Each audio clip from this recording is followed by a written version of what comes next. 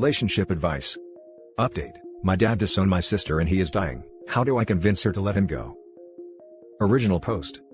Backstory: my family used to be really close, but that changed in 2003 when my dad, 55 male, discovered that my mom, 54 female, was having an affair with John, 54 male, my dad's childhood best friend. He was basically his brother back then, and he was my dad's best man in his wedding with mom. He begged her to stay and work things out, but my mom ended up leaving him for John, and eventually they got a divorce and my mom ended up marrying John 5 months later.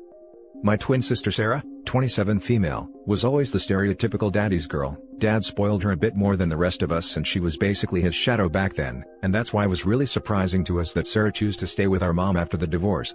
Back then me, 27 male, and her were the only ones to still live with our parents. We have other 4 brothers. I choose to stay with dad and Sarah choose to live with mom, and in the weekends, she come to stay with me and dad. I choose to stay with dad and I occasionally went to mom's house. To say that the divorce and my sister choosing to stay with mom messed up my dad, is an understatement. He tried to act like he was okay in front of us, but every single weekday for the year following the divorce, I could hear him cry himself to sleep. After the divorce, the relationship between Sarah and dad didn't change that much. He started to spoil her a bit more than the usual and still remained the usual super dad, showing up in every parent-teacher conference, ballet recitals and soccer matches, and being the most present dad possible. Things started to change when she suddenly changed her mind about med school. Our dad is a surgeon, and she always said that she wanted to follow his steps, but mom and John ended up pressuring her to change her career path to become a lawyer. Mom and John are both lawyers. During her studies, John started mentoring her and they become really close. After she finished her education, he got her a job at his law firm. Onto the issue. In 2017 Sarah got married. My dad was absolutely thrilled about her wedding. He gave Sarah a blank check for her dream wedding. To be fair, he did this to all of us. He really liked weddings, but in Sarah's case, he was really excited because she is his only daughter and I always remembered him talking about walking her down the aisle. Like every wedding that we went to, he always said to her that he couldn't wait for the day to walk down his little girl down the aisle. One day before the wedding, Sarah drops the bomb that dad and John will be walking her down the aisle together. Well, dad is the most non-confrontational person to walk on this earth and she expected him to just suck it up. He didn't do that. They got into a huge fight. First time I see he get angry, and in the end he didn't attend the wedding. And John ended up walking Sarah down the aisle. The fallout was massive. After the wedding, dad and his side of our family basically disowned her, and their relationship became non-existent. She tried to reach out after a while and make amends several times, but he simply didn't want to talk or hear about her. We expected him to turn around when she gave birth in 2018, but he doesn't even want to meet her kids. Earlier this year, he was diagnosed with pancreatic cancer, and unfortunately, the treatment didn't work and he is terminal. Even with that, he still doesn't want to see her again and she doesn't understand that. I am very close to my dad, and these last few weeks are being really difficult for me. How do I convince her to let him go? Now for the top advice before we read the update. There really isn't anything you can do. There is no way to make this less awkward or horrible for her. She made her choices years ago. Now she has to live, and die, with the consequences. I know you would like to make it easier, but I would just step back from this. The only statement should be, I'm sorry, dad still doesn't want to see you. And spend all your energy on your dad. Not on a dead relationship. I would say, that by her choosing the man who took his wife and life away, to walk her down the aisle, that she was the one who chose to disown her father. She needs to live with the consequences. Absolutely. To wait a day before the wedding to drop that bomb. She knew it wasn't going to go over well. Terrible situation all around. Are people glossing over the fact the daughter took her dad's money for a dream wedding, and after it was spent then she tells him, oh by the way, that dream of you walking me down the aisle, you need to share that dream with a guy that stole your wife and split up your family. That was an absolutely scumbag move. Is what I was thinking. The dad was a walking bank account to her, and she never considered all the efforts he did for her. Yes, it's okay to change plans and decide different careers. But he spoiled her, loved her unconditionally, followed her with admiration and care, and she brings a blow like this upon the father who lost everything. She took him for granted. Daddy, thanks for paying for my dream wedding. I need to tell you one thing, I want you to walk me down the aisle with the guy that effed mommy behind your back, and then stole her away.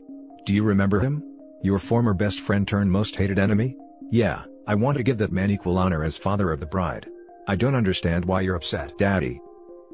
All of this. Any idiot would know that this would cause a problem, and she had to be a cruel, spineless person to spring this on her dad, on the day of the wedding rehearsal. And now for the update. A week after I posted the original post my dad started getting worse. His health started declining really fast. We lost him exactly 1 month ago. It wasn't pretty. I never thought it would be, but I never thought it would be that heartbreaking. He was in a lot of pain. He'd been through so much in these last months. As heartbreaking as it was for us, he deserved to rest. He was tired. In the end, he was lucid enough to say his goodbyes to me and my older brothers. Hearing him saying what he said to me was one of the most painful and beautiful moments of my life. His words to me meant a lot. I won't say exactly what he said because I believe that it's just too personal. He said goodbye to my daughters, 11-month-old and 2-year-old. It was just like when I was a kid. He gave them a kiss on the forehead, told them to be good girls, and said that he loved them. It was something I won't ever forget, and it hurts like hell that they are so young to understand what happened. They still ask about Grandpa, and every time I try to explain to them that he isn't coming back, they don't seem to understand that, and how can I blame them? I'm only 27 years old, I honestly don't get it. I was supposed to get a lot more years with my dad. It doesn't seem fair at all. The worst part was my twin sister Sarah. Dad died without speaking to her. I tried to talk to him about her, but he wasn't interested in speaking to her. She started getting more desperate and suddenly, he died. It was expected, but she was in denial. His funeral was beautiful. A lot of people shared their stories about him. It was nice. Sarah saw Dad for the first time since the night before her wedding. She didn't recognize him. He was very skinny. Dad was always a bit overweight, the famous dad bod, but he had lost a lot of weight from cancer. She cried a lot during the whole funeral. Mom and John tried to show up at the ceremony, and my uncles were forced to kick them out of the funeral. Good freaking riddance. Dad's will went as expected as it could. Dad's family came from old money, petrochemicals, so he always had a lot of money. He left a little bit of money and properties divided equally to all his kids, including Sarah. He left a trust fund, which was a lot of money, for all his grandkids, including Sarah's kids which he never met. It was honestly expected. My dad never really cared about money that much. He just wanted us to be comfortable and assured that his grandkids all had something to support them. The tricky part was the personal things. He left a really big letter to all of us, except Sarah. It was really personal stuff. In my letter he spoke to me about our story, about my childhood. It was really nice. I must have read the letter like 100 times and I cried every single time. One of Dad's favorite hobbies was photography. He was quite an enthusiast, and the subject of his photos was pretty much our family, when he and Mom were together. Later it turned out to be just me and my siblings. As a result of this, we had a lot of pictures from us growing up. He gave each of us a photo album, and behind each photo, he wrote something, where it was taken in a few words. I was honestly very surprised with this. He must have done this long before he died.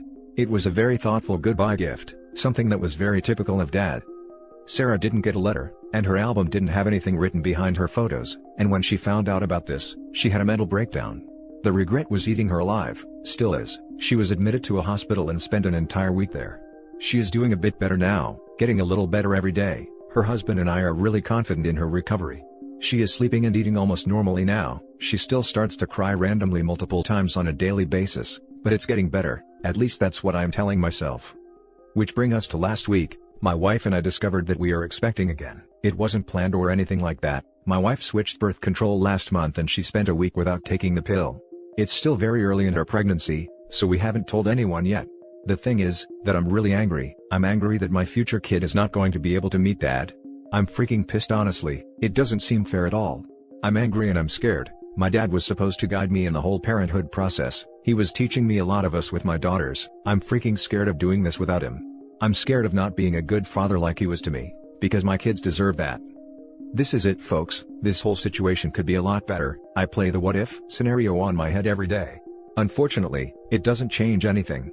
This is honestly a bitter ending. Doesn't seem fair at all, but that's the thing about life. It's actually never fair. I want to thank everyone who gave me advice and to everyone who reached out and offered their support in the chat. I was very lonely at that time, still am, haha. F this year honestly, it meant a lot to me. Thank you, Reddit. Now for some comments. This whole situation is sad. It really is. My condolences, man. You Mom and John sound like very entitled a-holes judging from what you wrote in the update. To have the audacity to show up after all they did. What exactly were they thinking? Or smoking?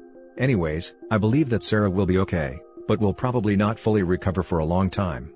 She needs therapy. And you and your family have to focus on your own healing at the moment.